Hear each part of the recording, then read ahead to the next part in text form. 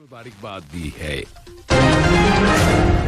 قطر اور اٹلی نے روم میں باہمی اسٹریٹجک ڈائیلاگ میں دو طرفہ تعلقات کا جائزہ لیا ہے۔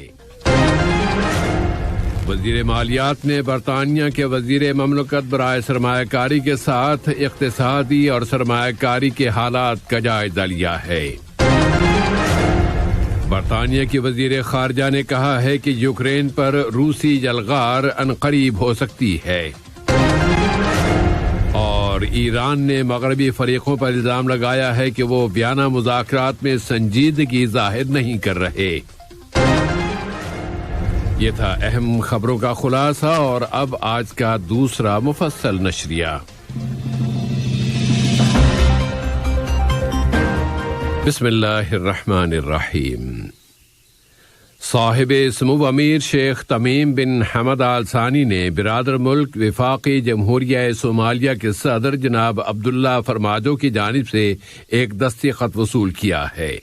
یہ خط دو طرفہ تعلقات اور انہیں فروغ دینے کے وسائل سے متعلق ہے۔ وزارت خارجہ کے سیکریٹری جنرل ڈاکٹر احمد بن حسن الحمادی نے ملک میں وفاقی جمہوریہ صومالیہ کے سفیر سے یہ خط وصول کیا۔ صاحب سمو امیر شیخ تمیم بن حمد آل ثانی نے جمہوریہ سربیا کے صدر الیگزانڈر ووچچ کے نام اسٹیٹ ڈے کے موقع پر مبارکباد کا برقی پیغام ارسال کیا ہے۔ نائب امیر شیخ عبداللہ بن حمد آل ثانی نے بھی جمہوریہ سربیا کے صدر کے نام اس موقع کی مناسبت سے مبارکباد کا برقی پیغام روانہ کیا۔ وزیر اعظم و وزیر داخلہ شیخ خالد بن خلیفہ بن عبدالعزیز آل ثانی نے جمہوریہ سربیا کی وزیر اعظم محترمہ آنا برنابچ کے نام ان کے ملک کے اسٹیٹ ڈے کے موقع پر مبارکباد کا برقی پیغام ارسال کیا ہے۔ روم میں نائب وزیر اعظم و وزیر خارجہ شیخ محمد بن عبد الرحمن آل ثانی اور اٹلی کے وزیر امور خارجہ و بین الاقوامی تعاون جناب لوئیجی ڈو مایو کی صدارت میں قطر اور جمہوریہ اٹلی کے درمیان اسٹریٹجک ڈائیلاگ ہوئے ہیں۔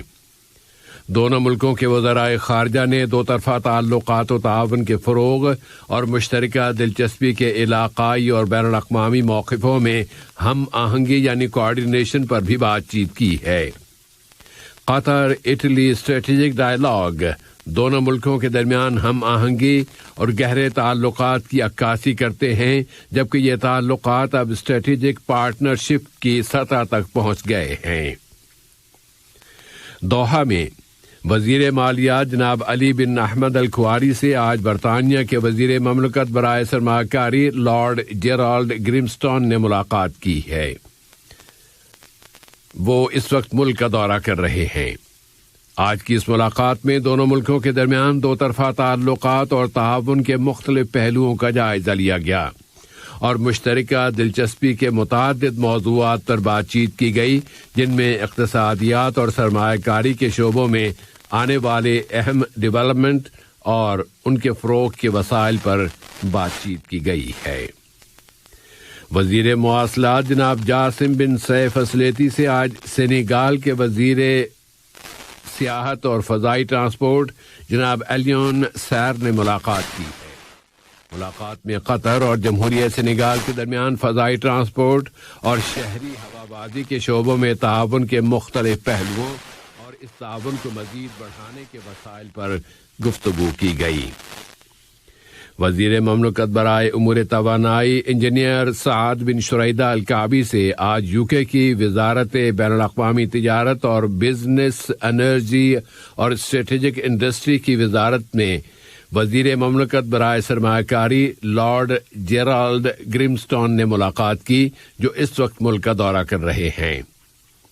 آج کی اس ملاقات میں قطر اور یوکے کے درمیان ایندھن کے شعبے میں دو طرفہ تعلقات اور انہیں مزید فروغ دینے کے وسائل کا جائزہ لیا گیا۔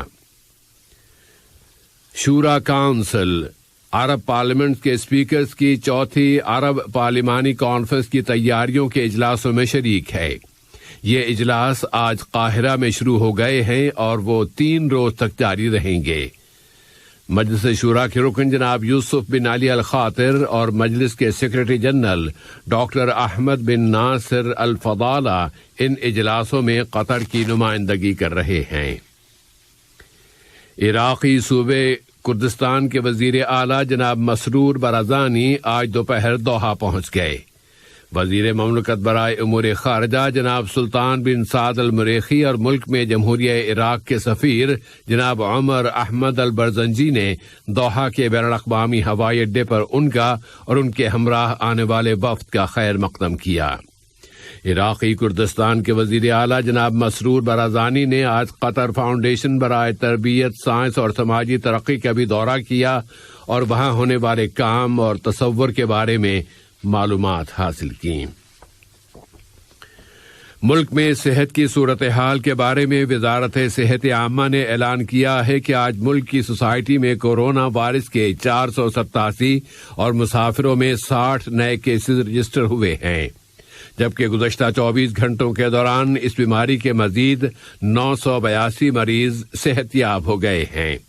اس طرح یہاں اب تک اس بیماری سے شفا پانے والوں کی مجموعی تعداد 3,43,536 ہو گئی ہے۔ وزارت صحت نے بتایا ہے کہ ملک کی کل آبادی کی 87.4% تعداد اب تک ویکسین کی دونوں ڈوزز لے چکی ہے۔ یمن میں جاری تنازع کی کانفرنس آج دوحہ میں شروع ہو گئی۔ اس میں اس تنازع کی موجودہ صورتحال اور مستقبل پر بحث کی جائے گی۔ ہائی اسٹڈی کے دوحہ انسٹیٹیوٹ نے واشنگٹن ڈی سی کے عرب سینٹر اور ڈیپ روٹ فاؤنڈیشن کے تعاون سے اس کانفرنس کا اہتمام کیا ہے۔ ڈیپ روٹ یمن کے سیاسی، اقتصادی اور ترقیاتی موضوعات میں خصوصی مہارت رکھتی ہے۔ یہ کانفرنس 2 روز تک جاری رہے گی اور اس میں یمن کے تنازع، وہاں امن کے عمل کے امکانات اور ٹریکس اور مستقبل میں پیش آنے والے چیلنجوں پر بحث کی جائے گی۔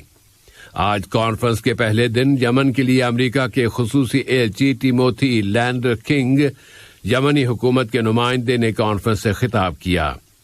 محققین کا ایک گروپ اسپیشلائزیشن کرنے والے اور یمن کے حالات میں گہری دلچسپی لینے والے اس کانفرنس میں شریک ہیں۔ خلیج کی کونسل برائے تعاون کے نمائندوں نے آج دوحہ میں افغانستان کی موجودہ حکومت کے نمائندوں کے ساتھ ملاقات کی ہے۔ جی سی سی کے نمائندوں نے افغان عوام کی فوری انسانی ضرورتوں کی تکمیل اور انہیں انسانی امداد فراہم کرنے کے لیے بین الاقوامی امداد کے حامیوں کو جمع کرنے کی اہمیت پر زور دیا ہے، تاکہ وہاں کے معاشی حالات بہتر بنائے جا سکیں اور افغانستان میں انسانی عمل کو درپیش چیلنجوں کے مناسب حل تلاش کیے جا سکیں اور وہاں کے مستحق لوگوں تک یہ امداد پہنچائی جا سکے۔ انہوں نے افغانستان کے بارے میں جی سی سی کے مستقل موقفوں پر زور دیا ہے اور کہا ہے کہ وہاں قومی مصالحت عمل میں لائی جائے اور ایک ایسا سیاسی حل تلاش کیا جائے جس پر سب متفق ہوں اور وہاں آزادیوں اور بنیادی حقوق کا احترام کیا جائے۔ روس یوکرین بحران کے حوالے سے برطانیہ کے وزیر خارجہ لیز ٹراس نے کہا ہے کہ زیادہ امکان یہی ہے کہ روس یوکرین پر چڑھائی کر دے گا اور یہ چڑھائی عنقریب ہو سکتی ہے۔ اس دوران میں برطانیہ کی سیکیورٹی ایمرجنسی کمیٹی کوبرا کا اجلاس آج دوسرے دن بھی پرائم منسٹر ہاؤس میں جاری ہے۔ اس میں روس یوکرین بحران کی تازہ ترین صورتحال پر بحث کی جا رہی ہے۔ اس اثناء میں کرملن نے کہا ہے کہ روس کی جانب سے یوکرین پر جلد ہی چڑھائی کر دینے کی باتیں بے بنیاد ہیں۔ روسی وزیر خارجہ سرگی لیوروو نے کہا ہے کہ ماسکو مغرب کے ساتھ سیکیورٹی کے مسائل پر ڈائیلاگ جاری رکھے گا۔ دوسری جانب روسی وزارت دفاع نے اعلان کیا ہے کہ یوکرین کی سرحدوں پر موجود روسی فوجوں کے ایک حصے نے اب اپنی بیرکوں میں واپس جانا شروع کر دیا ہے، جبکہ عنقریب چڑھائی کی باتیں بھی کی جا رہی ہیں۔ یوکرین پر روسی چڑھائی کے امکان کا بحث کے دوران روس نے بحر اسود میں روسی فوجی مشقیں شروع کر دی ہیں۔ اقوام متحدہ کے سیکرٹری جنرل انتونیو گٹریش نے روسی وزیر خارجہ سرگی لیوروو اور یوکرین کے وزیر خارجہ ڈیمیٹری کولیبا کے ساتھ ٹیلی فون پر رابطے قائم کیے ہیں۔ انہوں نے کشیدگی ختم کرانے کے لیے کی جانے والی سفارتی کوششوں کا خیر مقدم کیا ہے اور کہا ہے کہ ڈپلومیسی کا کوئی بھی متبادل نہیں ہے۔ ادھر یوکرین کے صدر ولادیمیر زیلنسکی نے کہا ہے کہ وہ امن چاہتے ہیں اور یہ کہ تمام مسائل مذاکرات کے ذریعے حل کیے جائیں۔ لیبیائی پریزیڈنشل کونسل کے سربراہ محمد المنفی نے ان کے ملک کے سیاسی عمل کے تمام فریقوں کے درمیان اتفاق رائے کی اہمیت پر زور دیا ہے تاکہ اگلے انتخابات میں عوام کی بھرپور شرکت سے استفادہ کیا جا سکے۔